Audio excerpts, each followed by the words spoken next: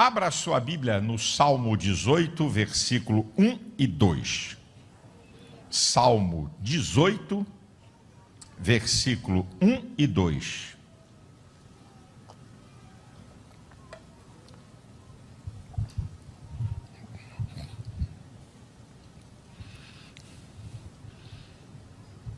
Diz o Salmo 18, versículo 1 e 2. Eu te amarei, Senhor, de todo o meu coração. Ó Senhor, fortaleza minha. O Senhor é o meu rochedo, o meu lugar forte e o meu libertador, o meu Deus, a minha fortaleza, em quem confio, o meu escudo, a força da minha salvação e o meu alto refúgio. Eu quero falar com você sobre 8 características de Deus que se manifestam a nosso favor. Esse texto me mostra 8 características de Deus que Ele manifesta em meu favor e em seu favor. É o que eu quero tratar com você aqui essa noite. A primeira característica, o Senhor é o meu rochedo ou rocha. É a mesma coisa, rochedo ou rocha, né? Você sabe que rochedo ou rocha é um terreno firme, não é? Sólido, não vulnerável, que você pode construir alguma coisa que vai estar bem edificada. Essa linguagem simbólica está nos mostrando que Deus é nossa rocha. Você pode alicerçar a sua vida em Deus, que a sua vida não vai ficar abalada. Agora, lamentavelmente, muitas pessoas estão sustentando a sua vida em terrenos perigosos, em areia, em terreno movediço.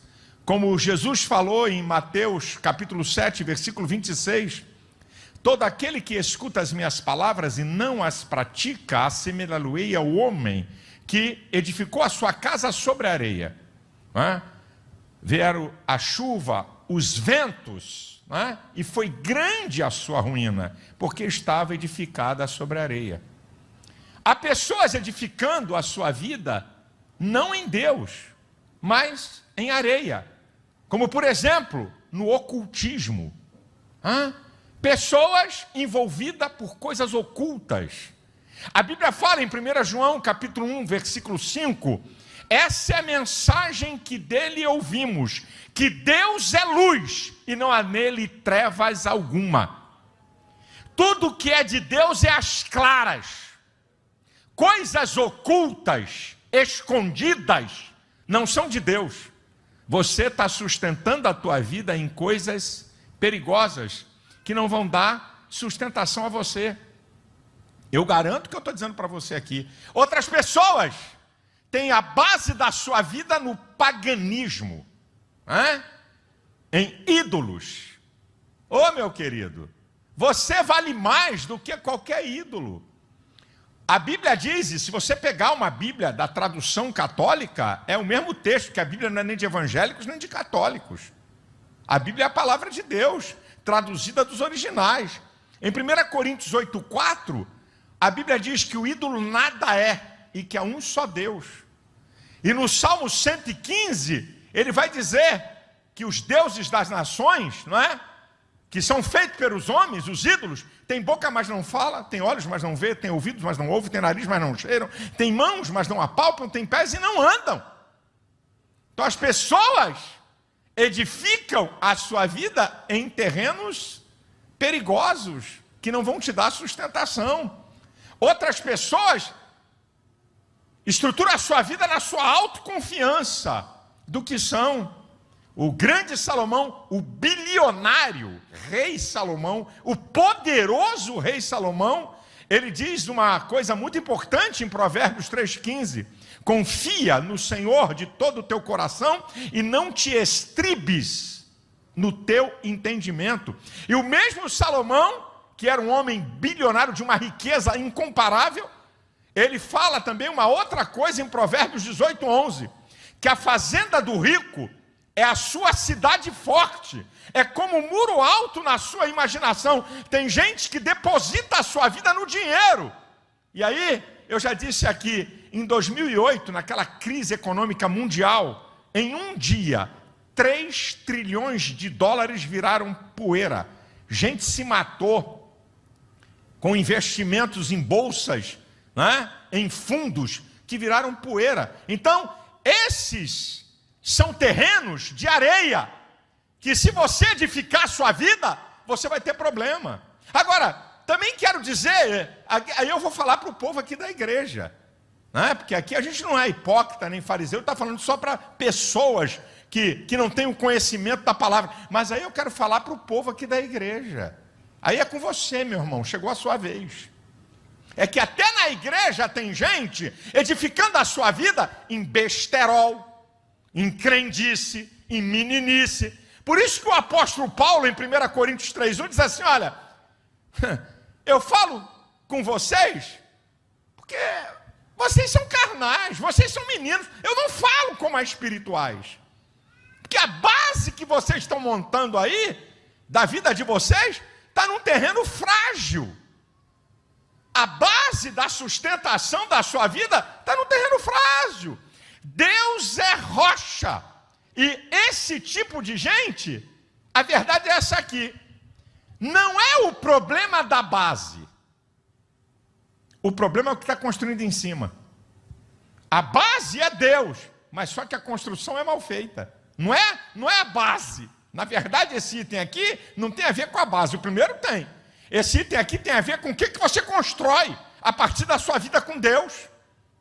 E tem gente na igreja cheia de crendice, de bobagem, construindo a vida cristã em cima de bobagem, não na palavra. Agora, se você tem uma boa construção da sua vida na base que é Deus, fique tranquilo. É aquilo que Jesus falou em Mateus 7:24. Todo aquele que escuta as minhas palavras e pratica, compará-lo-ei ao homem prudente que edificou a sua casa sobre a rocha.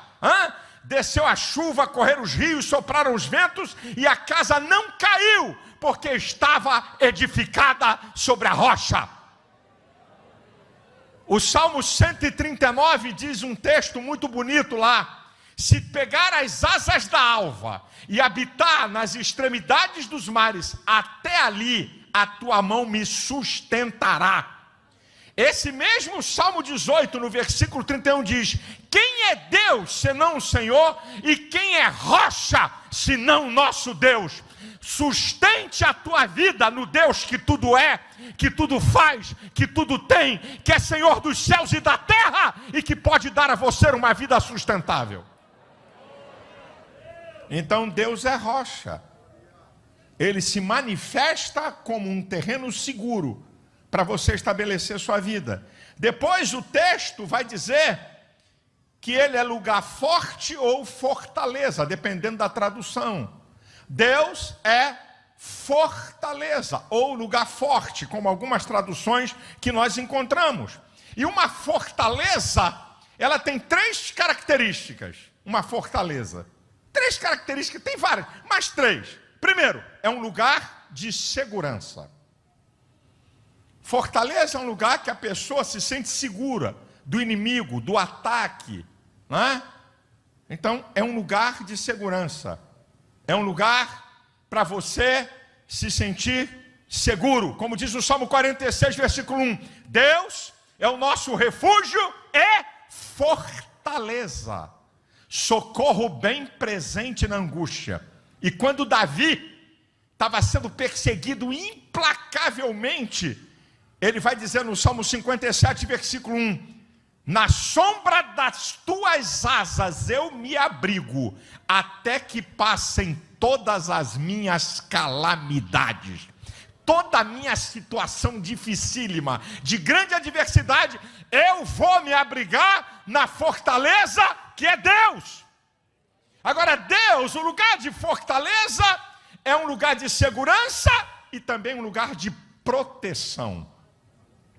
Fortaleza é um lugar de proteção. Aquilo que está no Salmo 121, versículos 5 e 6. O Senhor é quem te guarda, Ele é a tua sombra à tua direita, né? O sol não te molestará de dia, nem a lua de noite. O Senhor te guardará de todo mal, porque Ele é uma fortaleza inexpugnável. Esse é o Deus que eu e você servimos. Então, fortaleza é um lugar que nós temos como um lugar de segurança, um lugar de proteção e um lugar de tranquilidade e descanso. Aqui eu estou tranquilo. Aqui eu não perco o meu equilíbrio emocional. Aqui eu não vou ficar apavorado. Por isso que o salmista diz no capítulo 4, versículo 8, no Salmo 4, versículo 8, em paz me deitarei e dormirei, porque só tu, Senhor, me fazes repousar com segurança. Eu tenho a tranquilidade, porque eu tenho um Deus que é a minha fortaleza. E aí, meu irmão, escuta essa. Para alguém te alcançar dentro de uma fortaleza, tem que destruir a fortaleza. É um princípio. Para alguém poder alcançar uma pessoa que está numa fortaleza, só tem um jeito: destruir a fortaleza. E quem é que vai destruir Deus? Segunda Crônicas 26 diz: ninguém há que te possa resistir. Quem é que vai encarar Deus, meu amado? Isaías 43, 13, um texto que quase todo mundo aqui conhece. Antes que houvesse dia, eu sou. Ninguém há que possa escapar das minhas mãos. Operando eu, quem impedirá? Não tem capeta, não tem demônio, não tem homem. Se Deus é a tua fortaleza, você está protegido.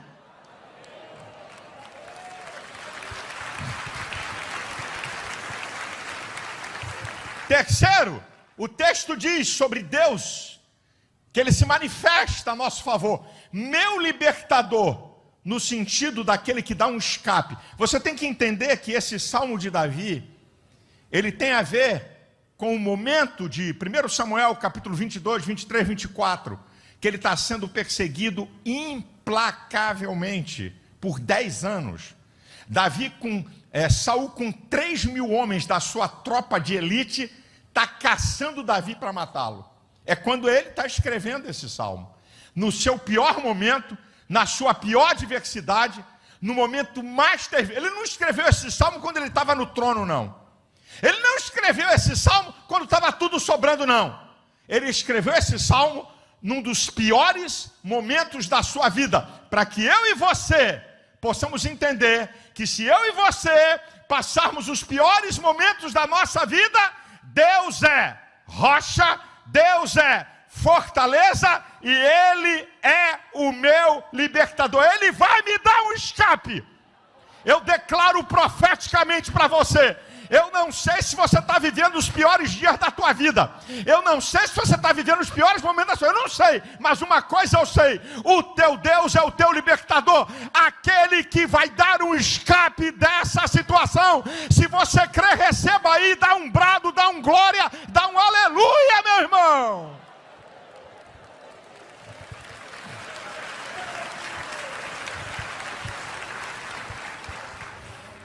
Hebreus 12, 2 diz: como escaparemos nós, se não atentarmos para uma tão grande salvação? Então Ele é o meu libertador, Ele me faz escapar do poder do homem mau, do poder do diabo, do poder do pecado e do inferno. Esse é o sentido aqui do texto. Olha o que é que Deus é. Ele vai dizer, o meu Deus, em quarto lugar. Lá no original é o El, isso é, o Deus Todo-Poderoso. Ele está falando aqui da onipotência de Deus, da onisciência de Deus e da presença, da onisciência, da onipotência e da onipresença de Deus. Os atributos exclusivos que só Deus possui. Esse é o Deus que eu e você servimos. O Deus que tem todo o poder para agir a hora que Ele quer, na área que Ele quer, do jeito que quiser, e ninguém pode dizer para Deus que não. Ele é o meu Deus, Ele é o meu Deus Todo-Poderoso. Aquilo que está no Salmo 103, versículo 19. O meu Deus tem estabelecido o seu trono nos céus, e o seu reino domina sobre tudo. E o mesmo Davi, no pior momento, o Salmo 57, representa o ápice do problema. Eu citei ainda há pouco o versículo 1, nas sombras das tuas asas, não é? Eu vou estar escondido, eu vou estar protegido, até que passe todas as minhas calamidades. E no versículo 2 é assim: clamarei ao Deus Altíssimo, o Deus que tudo por mim executa. Deus pode reverter esse quadro. Eu estou falando aqui, não estou dando tiro para ver se eu acerto não, porque o meu Deus, o teu Deus, é o El, é o Deus Todo-Poderoso. Ele pode executar qualquer coisa a teu favor, Ele pode abrir qualquer porta, Ele pode derribar qualquer inimigo, Ele pode te livrar de qualquer mal. Ele é o Deus Todo-Poderoso e a Ele a glória. Quinta característica. E aqui o sentido é outro. Quando ele está dizendo aqui agora, a minha fortaleza é no sentido de Deus que me dá força. Não é mais no sentido de fortaleza como um lugar de seguro. É o tradutor, a tradução para o português. Ok? Que foi colocado aqui, esse sentido de fortaleza é no sentido que o Deus que me mantém com o seu poder. Então é profético para você, Isaías 41:10. Não temas, porque eu estou contigo. Não te assombres, porque eu sou teu Deus. Eu te ajudo, eu te esforço, eu te sustento com a destra da minha justiça. De vez em quando a gente passa por situação que diz assim: caramba, por que eu não naufraguei nessa? Eu já vi gente por muito menos se arrebentar. Como é que pode? Ou alguém diz para você: rapaz, não sei como é que você passou por isso. Eu já vi gente passar por coisas menores e não sobreviver. Ah, meu irmão, é porque Deus sustenta você com o seu poder e a sua graça. Agora preste atenção, em sexto lugar, são características de Deus que se manifestam a nosso favor. Davi está dizendo: Ele é o meu escudo. Escudo fala de proteção, escudo fala de defesa. E vocês conhecem o Salmo 91, a partir do versículo 3. Ele te livrará da peste perniciosa, né? Ele te livrará, né, do laço do passarinheiro e da peste perniciosa. Ele te cobrirá com as suas penas, e debaixo das suas asas estarás seguro, porque a sua verdade é escudo e broquel. Não temerás a espanto noturno, nem seta que voe de dia, nem peste que ande na escuridão, nem mortandade que assole ao meio-dia. 1000 cairão ao teu lado, 10.000 à tua direita, e tu não serás atingido. Somente com os olhos verás a recompensa do ímpio, porque tu, Senhor, é o meu refúgio, o Altíssimo é a tua habitação, nenhum mal me sucederá. Deus é o que te defende e o que te protege.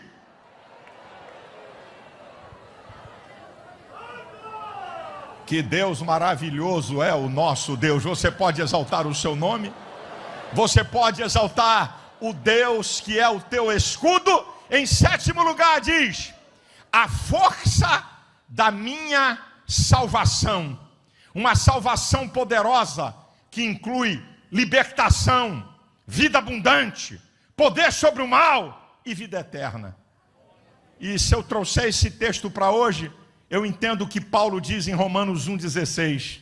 Não me envergonho do Evangelho de Cristo, porque é o poder de Deus para a salvação de todo aquele que nele crê. E o mesmo Paulo vai dizer em 1 Coríntios 1,18, porque a palavra da cruz é loucura para os que perecem, mas para nós que somos salvos é o poder de Deus. A salvação que Deus quer dar ao homem, ela é completa. Não apenas para livrar você do inferno, mas para transformar você, para você ter uma vida abundante e uma vida abençoada. A salvação não é a minha igreja ou a minha religião. A salvação vem de Deus.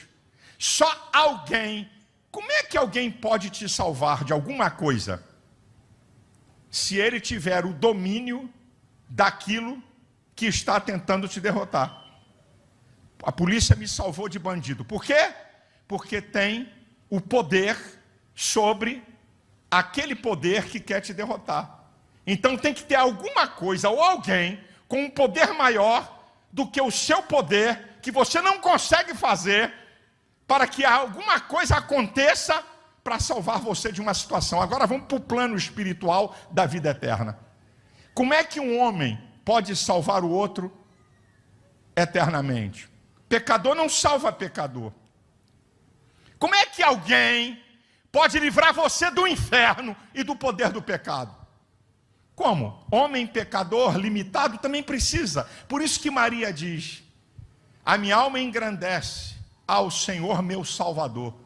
Até Maria reconheceu que precisava de um Salvador. Então, meu querido, a salvação que Deus quer dar a você, homem nenhum pode dar. Homem não se salva a si mesmo. Outro homem não pode salvar o homem. Só quem pode salvar você é aquele que tem poder sobre o diabo, sobre o pecado e sobre a morte. Deus! Ele sim pode salvar você completa e dar a você uma vida abundante. E em último lugar, o texto vai dizer que ele é um alto refúgio.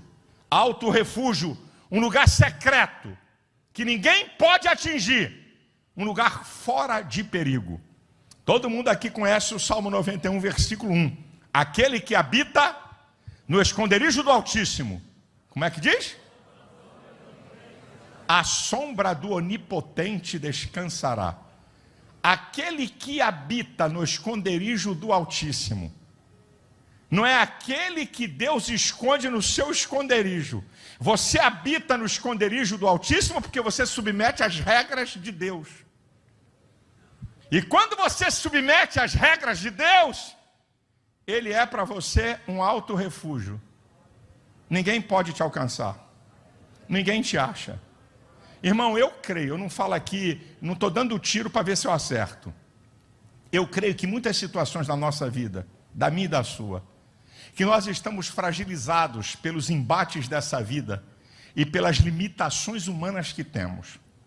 Eu acredito que muitas vezes Deus esconde a mim e a você.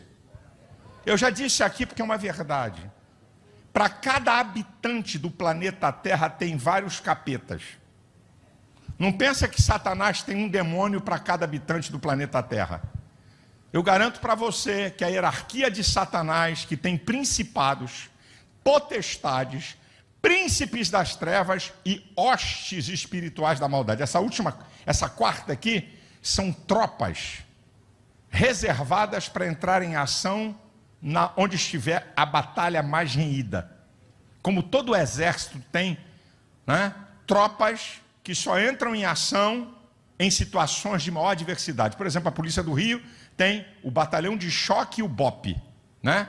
São dois batalhões que eles não entram em ação por qualquer coisa. Só entram em ação onde é necessário o envio de uma força em um nível, em uma escalada diferenciada.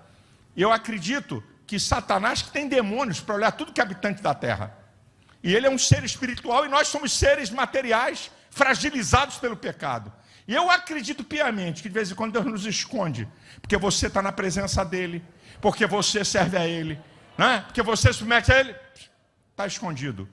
Então, conjecturando, mas sem cometer heresia, eu estou desconfiado que de vez em quando volta um capeta diante de Satanás e diz assim: aquele crente lá da ADVEC, já cacei ele em tudo que é lugar, não estou achando ele, já fui no emprego dele, não achei, fui na rua dele, não achei, fui no apartamento, não achei, fui na casa da mãe dele, não achei. Oh, querido, Deus é um alto refúgio em muitas horas da nossa vida, nós estamos escondidos nele.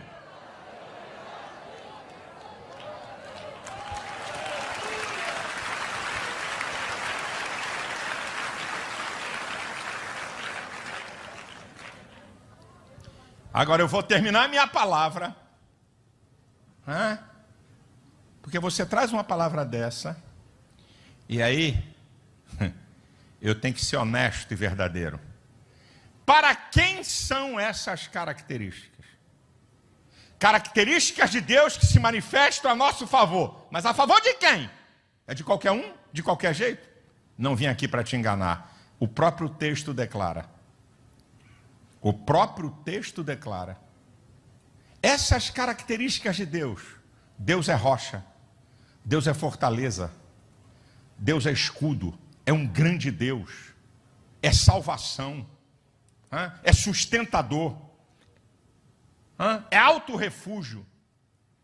Para quem essas características de Deus se manifestam? Vamos voltar ao texto. A abertura do versículo 1 do capítulo 18. Eu te amarei de todo o coração. Amar a Deus é o primeiro grande mandamento. E quando ele fala que vai amar a Deus de todo o coração, mente, vontade e sentimentos. Amar a Deus é ter prazer de submeter a Ele. É ter prazer de obedecê-lo. Olha o que ele está dizendo aqui no texto. Eu te amarei de todo o meu coração. Número 2, ó Senhor. Reconhece a autoridade de Deus. Se submete à sua vontade e à sua palavra. A verdade é que muita gente quer a bênção das promessas, mas não quer a bênção da obediência. Esquece que a bênção das promessas está subjugada à bênção da obediência. Ele é Senhor, Ele é dominador, eu me submeto a Ele. Me submeto a Ele prazerosamente, porque sei que Ele tem o melhor para mim. Estou te mostrando aqui para quem que são essas características. E aí ele vai dizer, aqui ó, eu te amarei, ó Senhor, fortaleza minha. E aí ele vai dizer uma terceira coisa, o Senhor é. O Senhor é. Aí ele começa a dizer, meu rochedo, minha força. O Senhor é. Indica algo concreto, real e verdadeiro e não abstrato. Eu não falei aqui alguma coisa que é um jogo de palavras apenas do campo abstrato, emocional. Deus é na realidade rocha. Deus é na realidade fortaleza. Deus é na realidade escudo. Deus é na realidade teu sustentador. O desafio que eu faço a você é que, se você quiser experimentar isso, entregue sua vida a Ele, que essas características não são algo da abstração, é algo real e concreto. E eu pergunto a essa plateia, quantos aqui já experimentaram de maneira real essas características da sua vida acerca de Deus? Dê um brado, levante a sua mão, dê um glória, diga aí, meu irmão.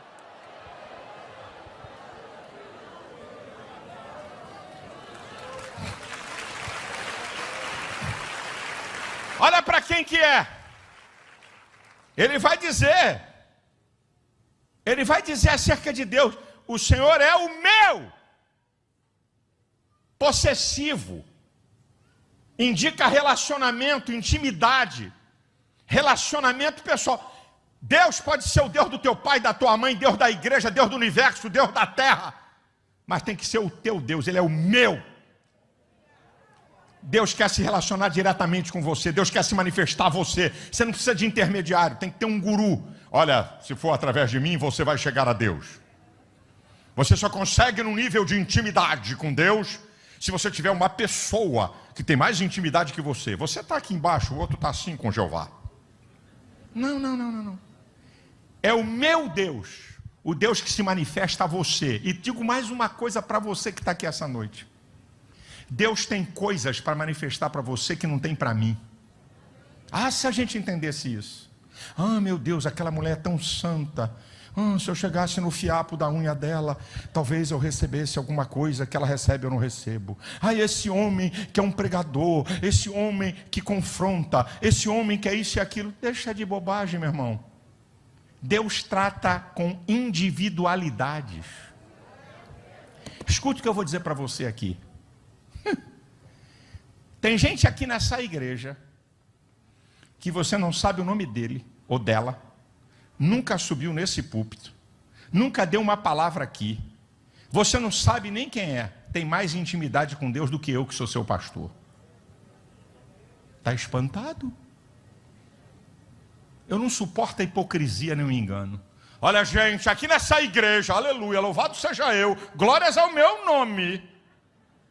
Ninguém aqui tem mais intimidade com Deus do que eu. Que conversa é essa? Tem gente aqui que ora mais do que eu. Tem gente aqui que lê mais a Bíblia do que eu. Tem gente aqui com vida mais santa do que eu. Estás espantado olhando para mim com essa carinha dentro dessa máscara?